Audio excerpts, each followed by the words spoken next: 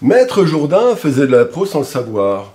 Eh bien, nous, les peintres, nous faisons des effets de matière sans le savoir, même lorsque nous sommes inconscients de ce que nous faisons. Effectivement, nous allons voir dans cette vidéo quels sont les avantages énormes des effets de matière et quelques inconvénients quand même.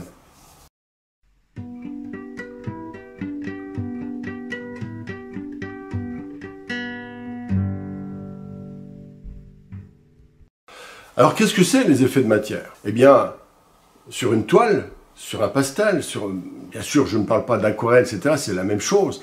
Il y a un rapport entre la matière et nous. En tant que peintre, nous avons une idée, un sujet qui peut être visible ou dans notre esprit, et nous voulons le réaliser.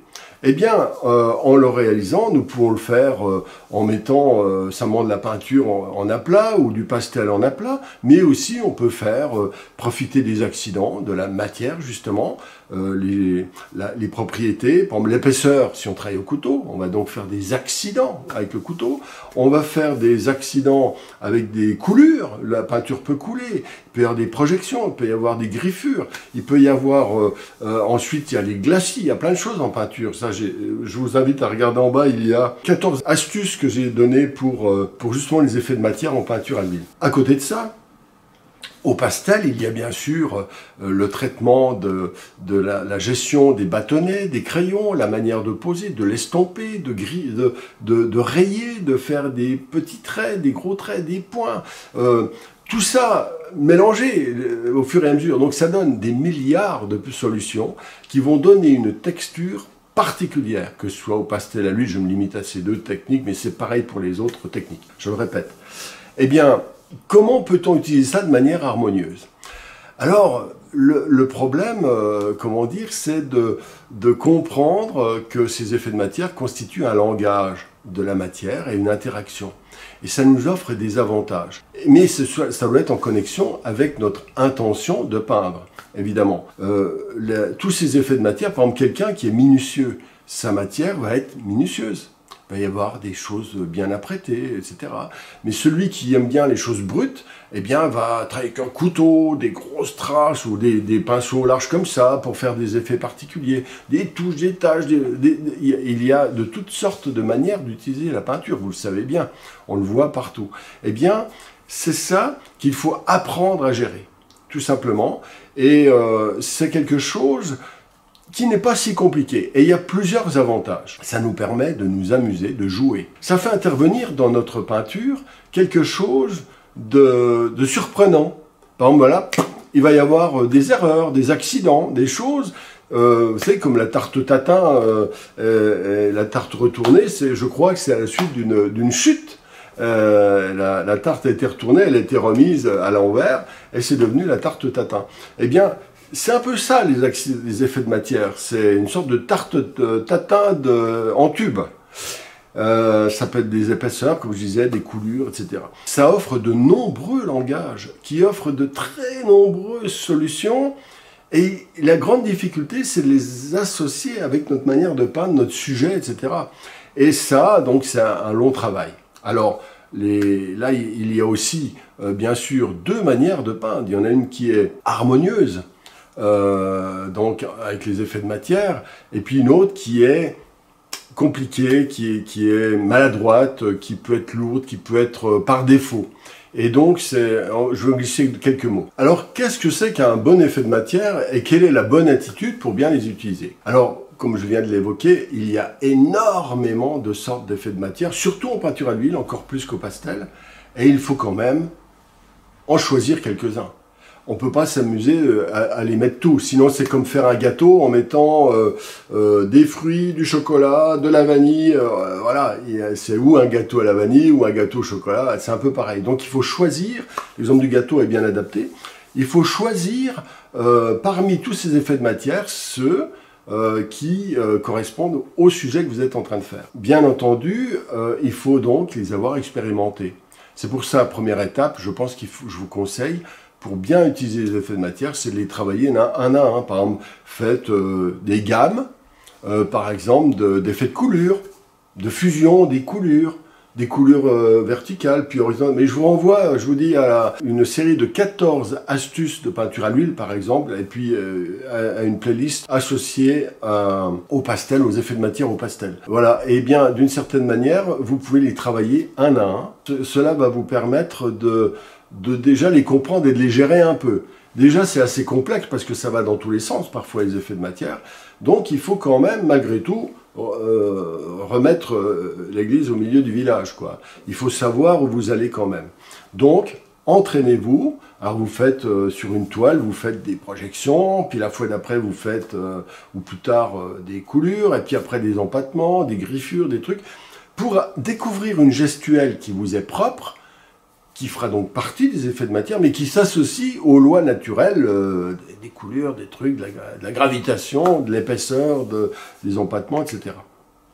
Les lois de la matière. Eh bien, c'est très important de s'entraîner, donc entraînez-vous. Tous ne vous intéresseront pas, donc ne faites pas forcément tout. Deuxièmement, quand vous êtes un petit peu entraîné, il faut choisir, disais-je au début. Et puis, voilà, et à partir de là, ben, vous faites des progressions lentes, c'est-à-dire que quand vous faites vos effets de matière, eh bien, vous progressez doucement, c'est-à-dire de garder ce que j'appelle 80% de connus et 20% d'inconnus. De telle sorte que, même s'il y a des choses nouvelles, ça crée une espèce quand même de tampon qui permet de ne pas aller n'importe où et nulle part. Hein, c'est important aussi ça. Les effets de matière, il faut simplement une attitude mesurée, sachant que c'est foisonnant, explosif dans tous les sens. Donc voilà la bonne attitude selon moi. Alors évidemment, quand vous réalisez vos tableaux, vous allez être confronté à une espèce de découverte permanente, de joie avec les effets de matière, et c'est extrêmement agréable, et amusez-vous. C'est un élément qui est caractéristique, que vous êtes bien par rapport aux effets de matière, c'est que vous trouvez ça joyeux, vous vous amusez un peu comme un enfant qui met les mains dans la boue avec des cailloux, etc. Voilà, donc c'est ça qui est un signe intéressant. Voilà pour les effets harmonieux, je dirais, et la manière de de les utiliser. Je vais faire un petit mot maintenant sur ce que j'appelle les mauvais effets de matière. Les mauvais effets de matière, ce sont ceux qui sont trucs. Vous voyez, on voit beaucoup de gens qui s'imitent, par exemple sur Instagram, etc., avec toujours des belles couleurs, machin, avec des beaux effets de matière, avec... il ne faut pas que ça fasse truc. Vous avez compris le principe. Même si c'est joli, même si c'est truc, c'est toujours la même chose. C'est-à-dire que l'effet de matière ne peut pas, à mon avis, être le centre du tableau. Ça peut être valable pour faire de la déco. Vous voulez faire un mur décoré avec des beaux effets de couleurs, etc. Pourquoi pas?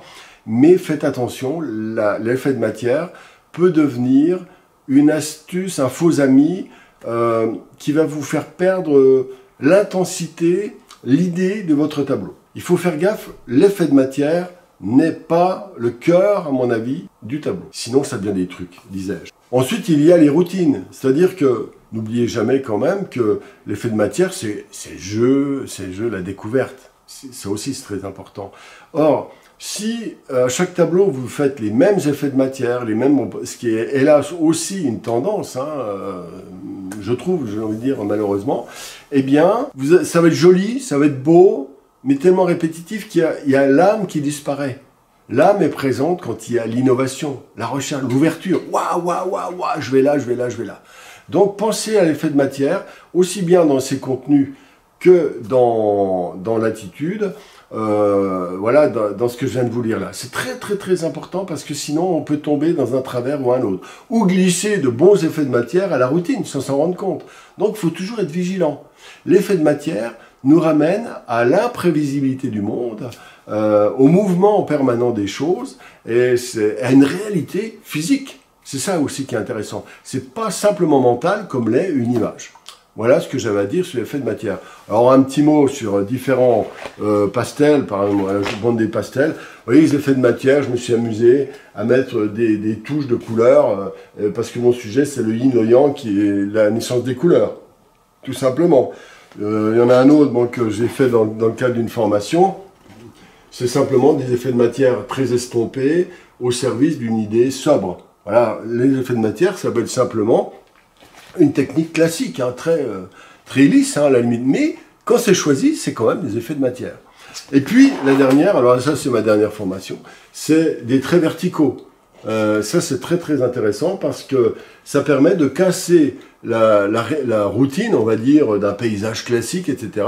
Et l'effet de matière, là dans ce cas-là, répond exactement aux besoins la seule originalité de ce tableau, j'ai envie de dire, est dans les effets de matière. Voilà un exemple. Et puis là, pour la peinture, là j'ai fait un grand tableau et il y a plein d'effets de matière, empattement, projection. Là il y a des effets d'empattement, des touches, des taches. Il y a des endroits qui sont un peu plus classiques, comme les fleurs ici. Il y a des coulures, il y a des traits horizontaux. Vous voyez un peu l'idée des traits, hein. Je ne vous montre pas tout parce qu'il y a des zones dégagées aussi. À l'extérieur, je vous remontre. Voilà, autour, il y a des zones qui sont quasiment vides. Voilà, donc le vide aussi, c'est un effet de matière. C'est astucieux, c'est pas seulement avec des choses en plus. Ensuite, il y a simplement des frottages, des peintures, des éléments qui sont juste frottés. Il y a des accidents au couteau aussi, etc. Dans le même tableau, plein de choses peuvent exister. Et plus le tableau est grand, plus vous avez d'aisance. Évidemment, plus le tableau est petit, il faut quand même être encore plus mesuré. Voilà, c'est des petites astuces. Voilà, j'ai pas beaucoup d'autres choses à vous dire. N'oubliez pas de lever le pouce bleu, de vous abonner à la chaîne, c'est très important. Merci d'avance. Et puis, je suis à votre écoute. Si vous voulez adhérer à la newsletter, vous êtes les bienvenus. À bientôt.